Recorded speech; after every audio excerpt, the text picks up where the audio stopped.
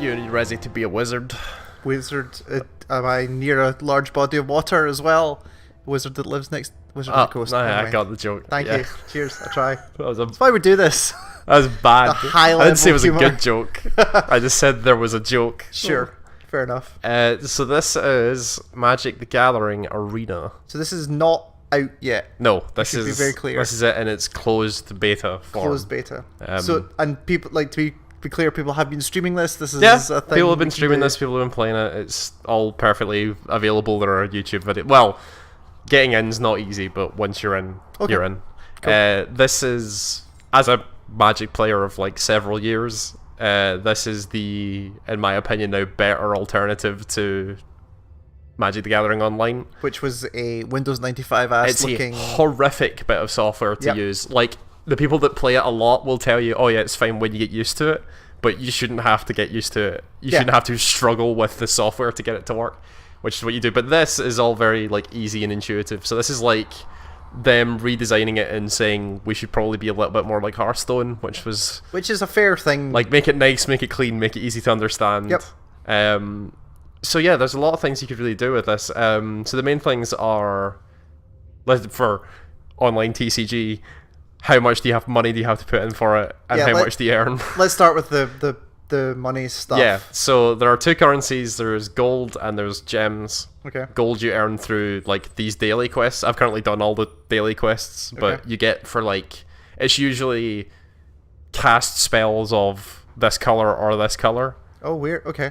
Or like play lands or kill creatures or whatever. But once you fulfill it, it's usually between 500 and 1,000 gold. Right. Which is quite a lot, actually. It's really generous because a pack's like 1,000 gold. Oh wow! So okay. It's really generous, and then you get these like other like daily progressions for wins, which alternate between gold rewards and random cards of uncommon quality or higher. So a pack's 1,000. Yep. How much is a pack in gems? I don't know. Let's find out. Packs. And gems, so you can only get packs of 3, and that's 600 gems. Okay, and how much are gems? Let's go to the store. Purchase gems. $4. $5 for 3 packs, basically. Okay, how is that comparable to actual Magic? Considering that like a pack is $5. Okay.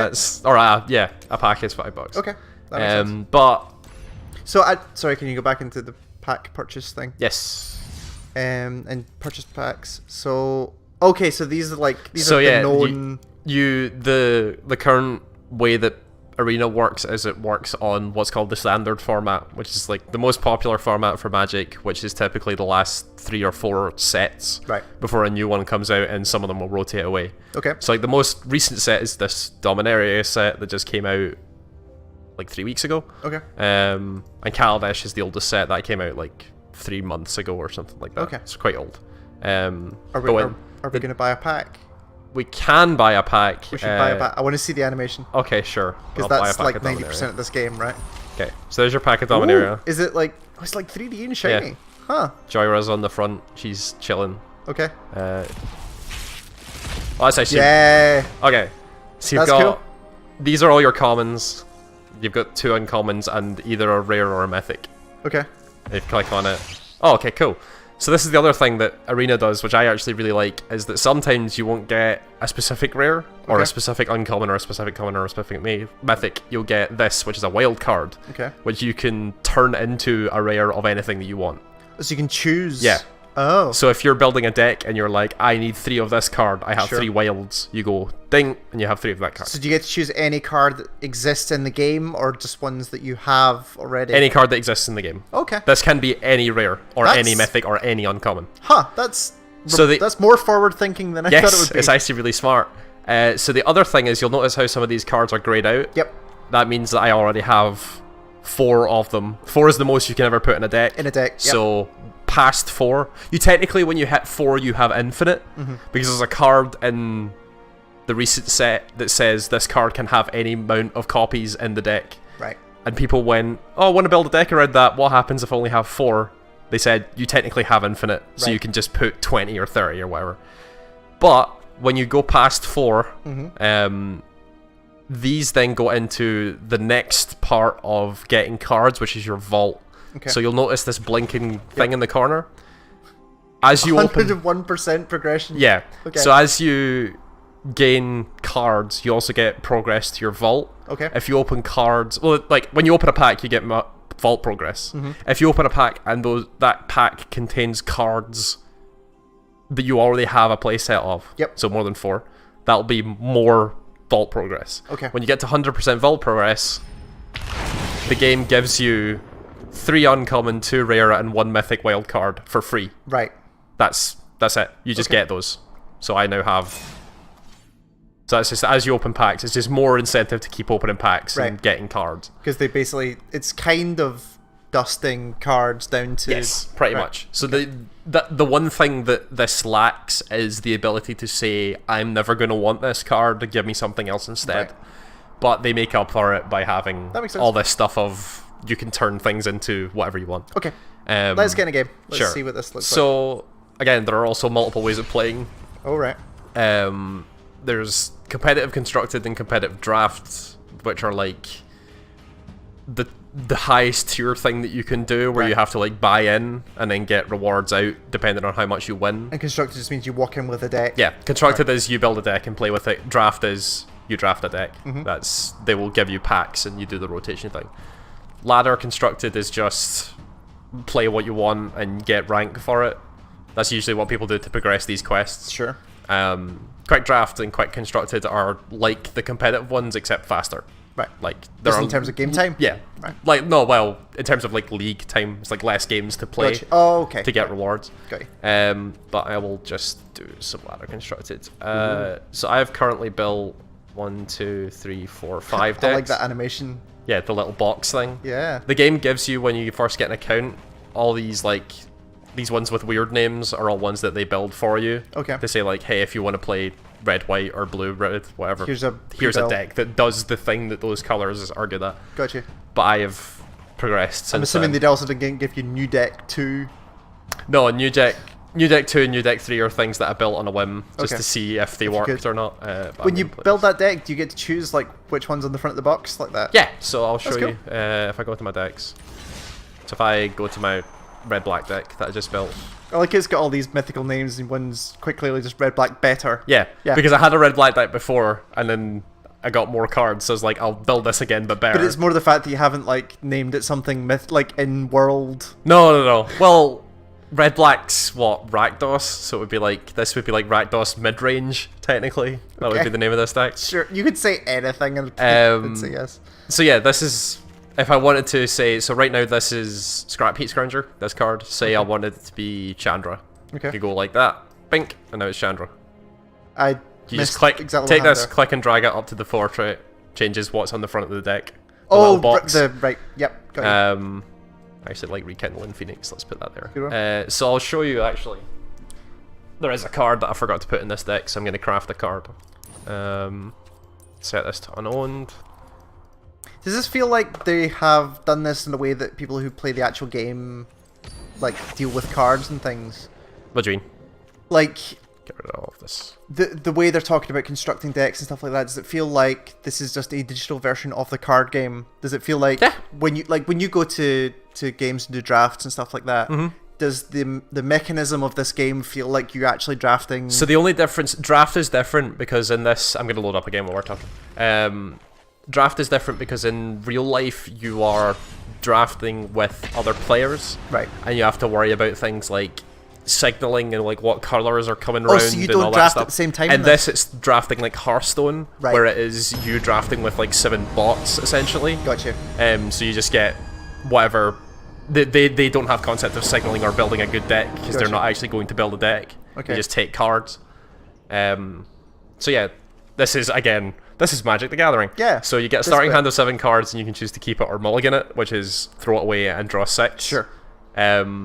If you choose to do that, you also then get to like look at the top card of your deck before the game. Makes sense. For this deck, this hand is perfectly fine. Are we playing an actual person, by the way? Yes. Okay. You can see in the top left, he's called O'Malley. Okay. That could be a bot name. I don't know. It could be a bot name, but no, this is a real person. Okay. It's not Naruto Lover 9. No, I've come up against some crazy names, but not. He is perfectly fine. I would have thought the Magic community would be more serious than that. No. Maybe not. Okay. You get a lot of crazy people. Okay, so he's also playing red. Right. Those... Oh, okay, right. So he has played a thing that is very aggressive and also allows him to get cards if he wants, which is not good. So when I kill that, luckily I have this, which is just deal 2 damage. Okay. And it's 1 toughness. I understand this will be incomprehensible for people who have never played Magic before, Yeah. but I know enough to get by at this point. I will explain if you're confused. No, but I don't think we should explain how Magic works. I think we're kind of more seeing how this represents the actual game in digital form. Because I played a lot of the... What was the one, the really janky one? The original digital version. Oh, Chandelier? Yeah. No, the one that looked like a Windows 95. Magic Online. Thank you. Yeah. I played a lot of that. And this looks like Hearthstone. Yeah, so all the card animations are super unique. They all have like unique noises, like you just heard. There's not a lot of like weird. So the problem that MTGO has is a lot of the time is that there's a lot of barriers to you doing things. So like casting spells is difficult, so you have to like tap your mana. This has like auto tapping, so it'll just like tap your lands for you. So you just say, I want to cast this. Yeah, I want to cast this, and it'll figure out usually the best way. Oh, okay. What happened there? So he played a card that lets him look at my hand and take away like a non-creature spell, essentially. And he couldn't take anything, so he conceded. What? I guess he saw that my hand was really good against what he has, and just went, "Oh, I can't win," and just left. Oh, wow. Huh. Okay. So yeah, does that happen a lot? Yeah. Oh. So yeah, again, I've just got 12 wins for the day, so they gave me 25 gold. Okay. If I get 13, I get this random card that will be at least uncommon. Yeah. Okay. When they say like random card, like could that be any card in the game? Yeah. Right. Any card from any of the sets that are currently legal. Is it possible to do a draft like in a reasonable amount of time? Because I'm interested to see how it's done. Like a quick draft. Yeah, let's see. I just want to see how they let you build a deck here. Sure. I need to remember how to draft Aether Revolt, but yeah, that's fine. Okay, so yeah, your first pack has, I think it's 13 cards. 1, 2, 3, 4, 5, 10, 14 cards. 14 cards. You pick one, pass the pack, you get given another pack, you pick one. Yep. So, let's have a look, see. This isn't very good. That, it's mainly, this game is mainly about like, or drafting is essentially about assessing cards and trying to figure out what's good and what's not. Is it feasible for you to come into a draft like knowing most of these cards and what they do, or is there so many you just have to do it by eye? Most of the time, when you're drafting at first, you normally don't know what the cards do. Right. But you pick it up as you keep playing. But when you get to like late cycle in a format, like in a set, people will know and just be like, oh, that's good, take it, that's good, take it. So yeah, deck is 40 cards. 40 cards in limited, yeah. Okay. And how many packs do you have to... 3. Oh, okay. But that's 3 packs of rotation of... So you're going to take 13 cards. Right. And then 13 cards and then 13 cards. Right, got you. You have to build from that. I remember this being good. So these are... Sorry, I'm slightly confused about what's happening. So you've taken a card and then it gives you another different 12. Pack, yeah. Okay. So imagine if in real life this would be me sitting down with 7 other people. Yep. I open a pack, take a card, pass it to the person on my left. Right. The person on my right gives me their pack after they've taken a card. Right. I take a card, pass it to the left. Okay. And that keeps happening until the pack's gone. So there's 3 groups of 13 rounds. Okay. 14. Is that just an anteater? No, this is a gremlin. Okay. So the set that this is based on is on a world that's all about invention and creation. Okay. And they especially have this like essentially electricity called ether. Okay. And there are these little things called gremlins that like eating ether. So they go and like suck the ether out of things. Interesting. So is there any story in this at all? Other than the story that's in Magic the Gathering. Other than No. Okay. Like, it doesn't tell you the story. Like, there's nothing like they do in Hearthstone where there's like, here's the current plot line or the current quest that's I'm just happening. gonna play another game. Okay. Because drafting takes forever. Okay. No, so... But that's the same in the actual paper game as well. Right. Where they don't explicitly tell you the story. But it's... The story you can guess from the cards and the flavor text of the cards, but unless you go and look for it, you're not going to get explicitly told what the story is. But it's more the thing I was interested to see in this is what their aim for this product was. Was this going to be, let's take the core of Magic and make it do things with it you can't do in the card game, or is it, let's make a digital version of the card game as good as we can make it? So I think that it's more the latter Right. than the first, is that they said we want to make a good version of... Because, like, they made MTGO and that was fine when they were, like, the biggest card game on the planet, Sure. right?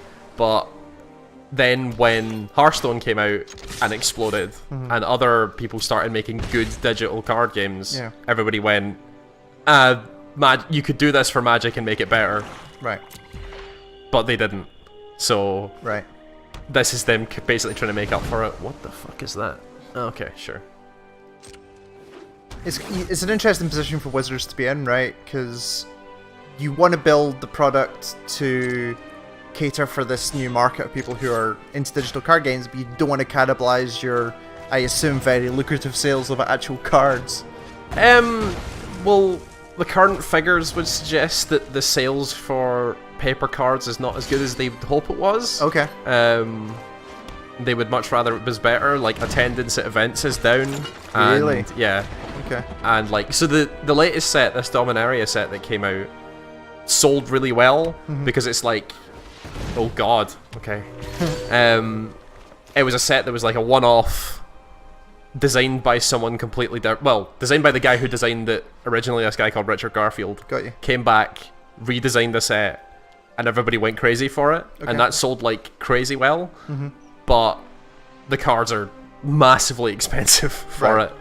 And attendance at events is down, and like sets of or sales of sets that are not standard. So like they release the sets that are the competitive sets, the standard sets, and then they also release side sets that are more, hey, we're doing this weird experimental thing. Right. So like the latest one is a set called Battle Bond, which is to do with a format called Two-Headed Giant, Right. where you team with one other person and you are a team together, but you have separate decks.